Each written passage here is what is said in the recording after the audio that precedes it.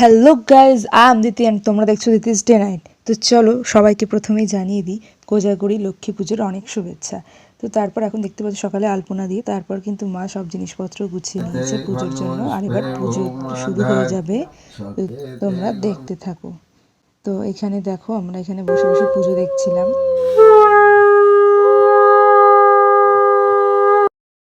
তো তারপর এখানে তাপ দেওয়া হয়ে গেল, সেটাও দেখে নিলে তোমরা।